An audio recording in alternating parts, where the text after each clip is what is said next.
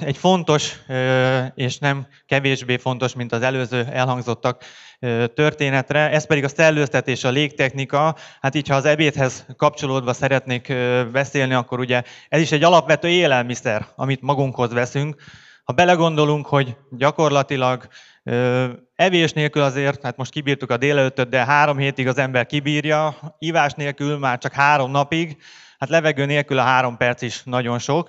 Tehát ez egy nagyon fontos, alapvető élelmiszerünk, amiről elég kevés szó esik, és kevésbé válogatjuk meg, mint az ételt, amit eszünk.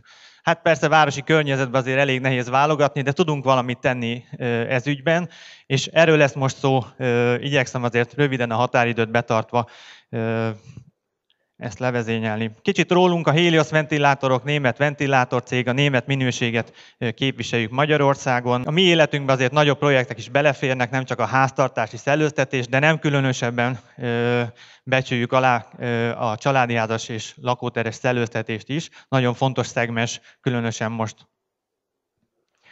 Gyakorlatilag miért nem működnek mostanában ezek az új lakások? Itt látható egy nagyon jó magyarázat arra, és az előbb elhangzott ablakos előadásra is nagyon jó kapcsolat. Szigeteljük a házainkat, és a szellőztetés, ami addig természetes úton, módon valahogy megtörtént az ajtók, ablakok résein, most már látható az álló lángocskából is, nem hajtódik végre magától, valamit tennünk kell érte.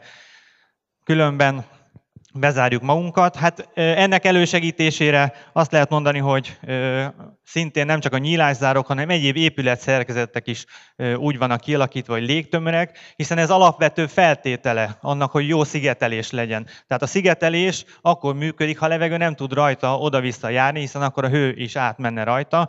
Ezért bármilyen jó hőszigetelési rendszert is készítünk, legyen ez nyílászáró vagy falszerkezet, annak a légzárás egy alapvető feltétele. Tehát az érték egy bizonyos, vagy nagyon nagy része, hogy abból is adódik, hogy mennyire tudja ezt a filtrációt, ezt a légmozgást meggátolni. Hát jellemzően ugye a műanyag elterjedésével ez 100%-os, tehát légmentesen zárt épületeink vannak. Hát egy nagyon csúnya ábra, ezt csináljuk magunkkal ezekkel az épületekkel. Ugye előbb-utóbb rosszul leszünk benne, nyilván nagyobb a lépték, és kicsit később, mint ez az úriember szegény, de ez fog történni. A belső levegő minőséget nagyon fontos, és már egyetemeken külön laboratóriumok vannak ennek a vizsgálatára és meghatározására, hogy milyen paramétereink vannak.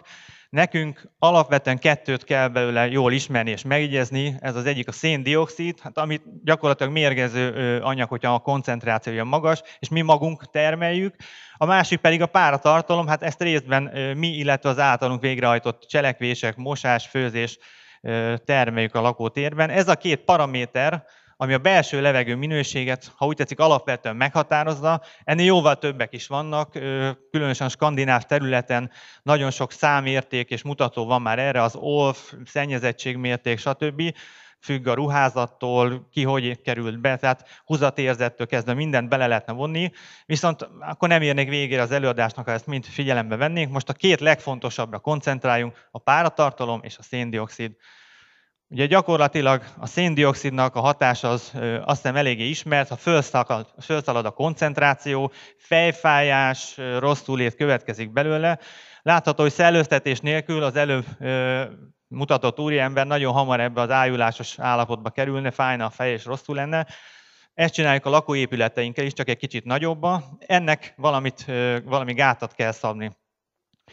Ugye a páraképződés pedig a különböző cselekményekkel történik a lakásban. Hát elhangzott itt egy szám, én egy kicsit azért hozzátennék még ehhez, még pluszba. A mi adataink szerint egy 4 fős családnál 12-14 liter víz is belekerül a lakás légtérfogatába. Hát ezt nem látjuk, ugye páraként van, vízpáraként van benne a levegőben. Lecsapódáskor, amikor már késő, akkor vesszük ezt tudomásul, és a kárát látjuk neki. Ezt valahogy el kell szállítani, el kell transportálni. Az előbb említett épületszerkezetek, az ablak és a falak nem alkalmasak erre, hogy elvigyék. Vannak ilyen csodálatos találmányok, évről évre megjelennek építési kiállításokon is, hogy pára áteresztő lélegző falak, lélegző épületszerkezetek. Hát erről maguknak az építészeknek is megoszlik a véleménye, és nekünk sincs ez másként. Tehát ezek valamennyit ugyan föl tudnak vinni, de alapvetően nem alkalmasak arra, hogy elvigyék a párát a levegőből. Ugye, ha megnézzük a páralefutást, látható, hogy azért a napközben ez változik, Itt a kis felugrást, egy 10%-os relatív pártartalom növekedést, egy egyszerű mosási folyamat hajtott itt végre, amit itt látni tudunk. Gyakorlatilag nagyon fontos megjegyezni, hogy a hőmérsékletnek alapvetően hatása van arra, hogy a páratartalom hogy alakul a lakásunkban. Ha egy kicsit, 1-2 fokkal megemeljük a hőmérsékletet a lakásban, akkor látszik, hogy a páratartalom lefelé vagy fölfelé, attól függően merre ment a hőmérséklet, ezzel együtt változni tud. Tehát egy bonyolult rendszerről van szó, annak ellenére, hogy egyszerű, ugye vízről beszélünk.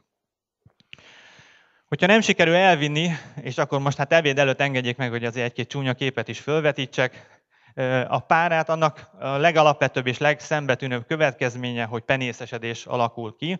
Ennek 3 fő oka van, nem mindegyiket tudjuk egyformán kezelni a szellőzéssel, van, amit nagyon jól tudunk, van, ami igazából nem, ami az asztalunk.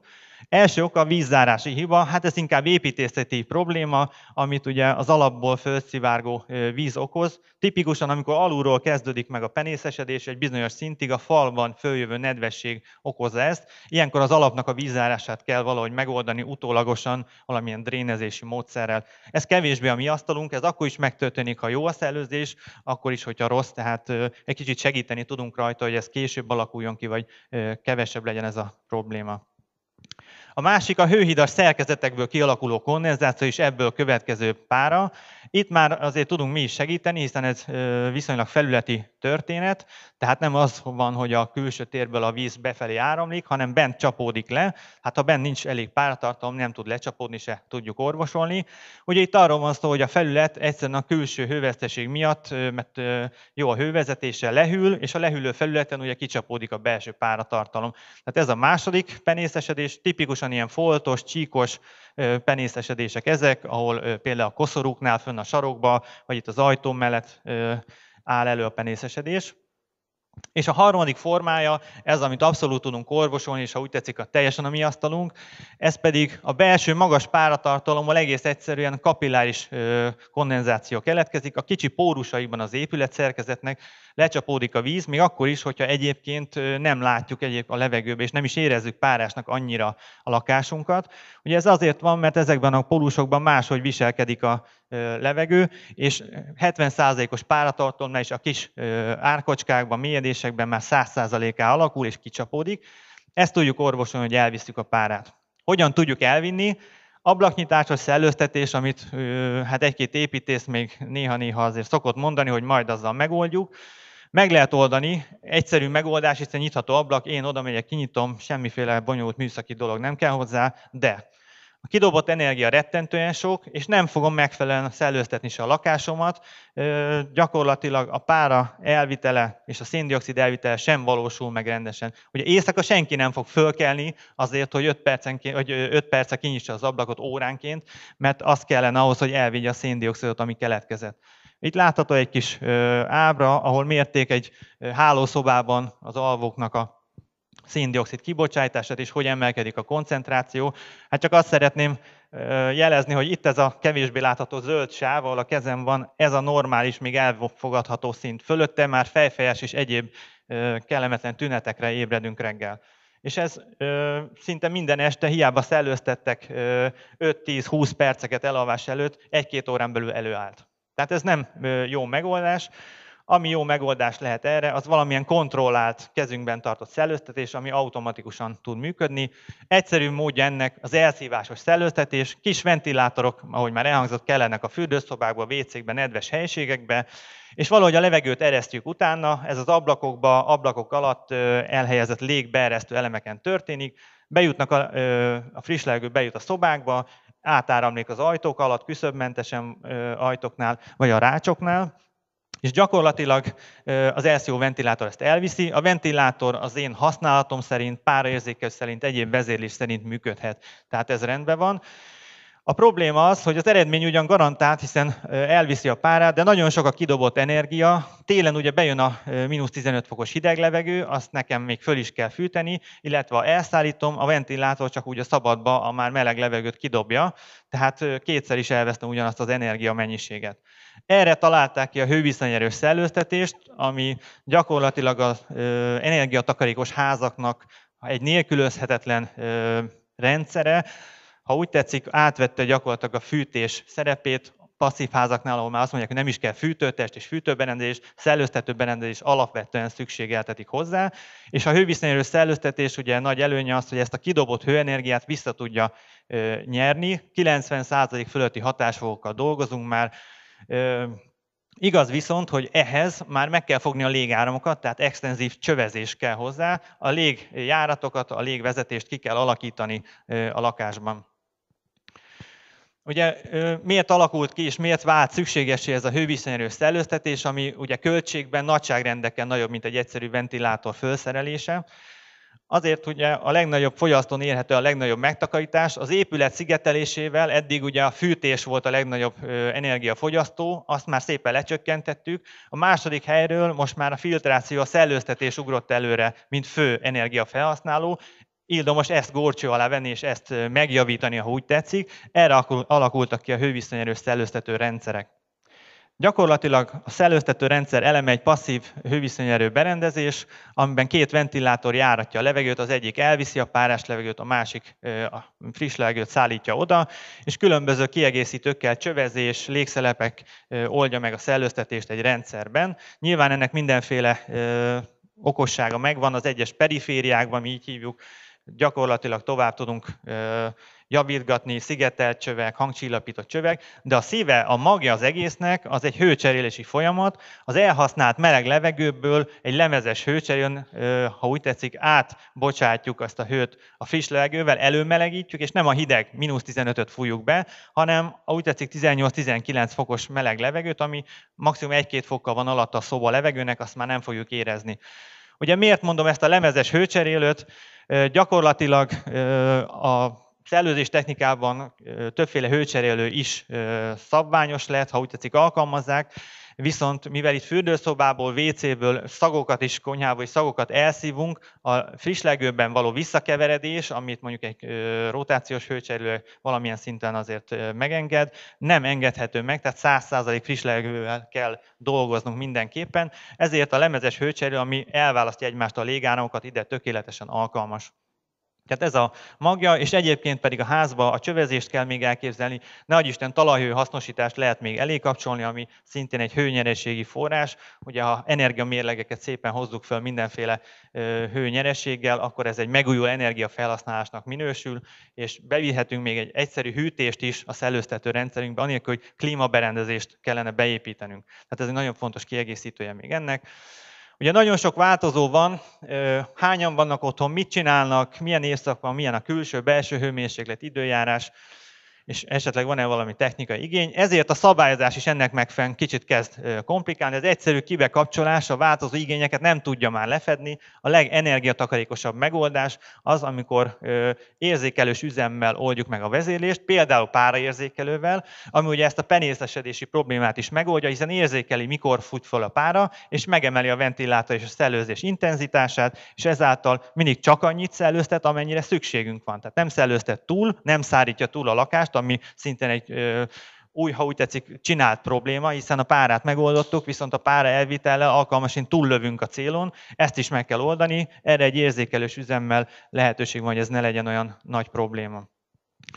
Kérdés, mekkorát fogyasztást viszünk be, hiszen villamos áramot eszik ez a ventilátor. Itt látható néhány méret, tipikusan egy 100 négyzetméteres családi háznál 2x20 watt körüli teljesítményigényre van kilátásunk, hogyha szellőztetünk, ugye ez azért nem olyan sok, és lehet vállalni. Problémáink adódnak azért ezzel a rendszerrel is. Egyrészt a gépnek az elhelyezése fagymentes térbe kell, hogy történjen, tehát nem szabad mondjuk tetőtérbe, ahol hideg tetőtér van, ott betenni, illetve a zajhatásra is fokozottan figyelni kell. És a gépészeti berendezések közül a szellőztetésnek igen nagy helyigénye van, hiszen a csöveink azért méretesek, a gép maga annyira nem veszélyes, egy kis konyhaszekrény méretről van szó, de a csövek azért elég rendesen helyet foglalnak, és minden szobába el kell jutnunk egy rendes hőcserélő szellőztetésnél. Ennek egy megoldása, ha csak egy helyiséget kell szellőztetni, egy lukba épített hővisszanyerő szellőztető rész, de általában azért csövekkel és rendes mérettel megáldott gépekről van szó. Például el tudjuk burkolni ilyen szépen, vagy a nulla alapterület foglalású mennyezeti gépeket használjuk, ami föl van függesztve a mennyezetre, és alatta bármi lehet még, tehát építészek ezt nagyon szeretik, mert alapterület foglalása ennek a gépnek nulla. És a hangcsillapításra még egy kép, gyakorlatilag ugye ezek a kis fémszínű csövek azok, amik arra szolgáltatnak, hogy a lakótérben ne jusson be a zaj. A légelosztási rendszer pedig arra fog szolgálni nekem, hogy a lakótérben egymással ne is találkozzanak a zajok. Itt egy-két hibás példa, vagy hibás elhelyezés. Jobb, ha megjegyezzük, hogyha ilyet látunk, azért ettől óckodjunk kivitelezéskor, és ugye a panasz jelentésbe ezt vegyük be. Fűtetlen tetőtérbe lehetőleg ne helyezzünk el, még ha szigetelt csövek is vannak, sajnos a tapasztalat azt mutatja, hogy kondenzáció alakul ki, visszafolyik, megáll a víz ezekben a csövekben. Maguk a csövek sem a legkorszerűbbek ebben az esetben. Hagyományos pikócsöves rendszer, elburkolás után tisztíthatatlan, hozzáférhetetlen, ezek bontása még cserélhetők, ha viszont be van vésve, akkor már szinte azzal sem cserélhetők. Ezek mind-mind hibás berendezések, ennél sokkal korszerűbb rendszerek vannak manapság. Ez pedig ugye, ha úgy tetszik, akkor most egy kicsit hazabeszélek, a mi Hungaroterm díjas FlexPipe Plus rendszerünk, amit ki is hoztam egy kis kiállító dobozkával, minden elemével. A lényeg ezeknél a szellőztető berendezéseknél, hogy higiénikus legyen hosszabb távon is, tehát hozzáférhető, tisztítható maradjon az egész rendszer. Nyilván ez már nagyon sok gyártónál van, alacsony EC hajtású, alacsony és energiatakarékos szellőztető berendezések legyenek, azok is lehetőleg higiénikusak, a pollenszűrés ma már szinte mindenhol megtalálható, ez is legyen benne, és mint említettem, az energiatakarékosság, ha úgy tetszik, legutolsó lépése az, hogy az üzemeltetés is történjen annak megfelelően, amire szükségünk van, tehát megfelelő érzékelőkkel, páraérzékelő, széndioxid érzékelő, ezekkel történjen meg az üzemeltetésnek a megfogása. Én köszönöm szépen, ennyit szerettem volna elmondani.